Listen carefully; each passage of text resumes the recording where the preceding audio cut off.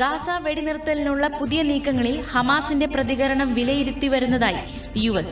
നിർദ്ദേശങ്ങളോട് അനുകൂല നിലപാടാണെങ്കിലും സ്ഥിരം വെടിനിർത്തലിന് Israel സമ്മതിക്കണമെന്നാണ് Hamas അറിയിച്ചിരിക്കുന്നത്. മധ്യസ്ഥ ശ്രമങ്ങൾക്ക് നേതൃത്വം നൽകുന്ന ഈജിപ്തിനും ഖത്തറിനുമാണ് ഹമാസ് പ്രതികരണം കൈമാറിയിരിക്കുന്നതെന്ന് US ദേശീയ സുരക്ഷാ സമിതി വക്താവ് ജോൺ കിർബി പറഞ്ഞു. പ്രതികരണം പഠിച്ച് ബന്ധപ്പെട്ട കക്ഷികളുമായി അടുത്ത ഘട്ടത്തെക്കുറിച്ച് ആലോചിക്കുമെന്ന് ഖത്തറും ഈജിപ്തും അറിയിച്ചു. തായ്വാനിൽ 23 ചൈനീസ് സൈനിക വിമാനങ്ങളും 7 നാവിക കപ്പലുകളും പ്രവേശിച്ചതായി പ്രതിരോധ മന്ത്രാലയം. 19 വിമാനങ്ങൾ തായ്വാൻ കടലിടുക്ക് കടന്ന് തായ്വാന്റെ തെക്കു പടിഞ്ഞാറൻ കിഴക്കൻ എയർ ഡിഫൻസ് ഐഡന്റിഫിക്കേഷൻ സോണിൽ പ്രവേശിച്ചതായും മന്ത്രാലയം വ്യക്തമാക്കി. ചൈനയുടെ നടപടിക്ക് മറുപടിയായി തായ്വാൻ സായുധസേന വിമാനങ്ങളും നാവിക കപ്പലുകളും മിസൈൽ സംവിധാനങ്ങളും വിന്യസിച്ചു. മധ്യ ആഫ്രിക്കൻ രാജ്യമായ കോങ്കോയിൽ ബോട്ട് മറിഞ്ഞ് 80 പേർ മരിച്ചു. 100-ലധികം പേരുമായി ക്വാ നദിയിലൂടെ സഞ്ചരിച്ച ബോട്ടാണ് മറിഞ്ഞത്.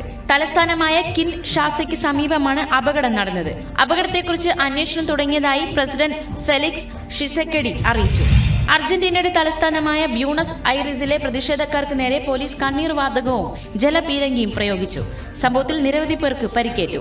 രാജ്യത്തെ സെനറ്റിൽ ബജറ്റ് വെട്ടിക്കുറയ്ക്കൽ പരിഷ്കാരങ്ങൾക്ക് നിയമനിർമ്മാതാക്കൾ പ്രാഥമിക അംഗീകാരം നൽകിയതുമായി ബന്ധപ്പെട്ടാണ് ഒരു വിഭാഗം ആളുകൾ പ്രതിഷേധം ശക്തമാക്കിയത്.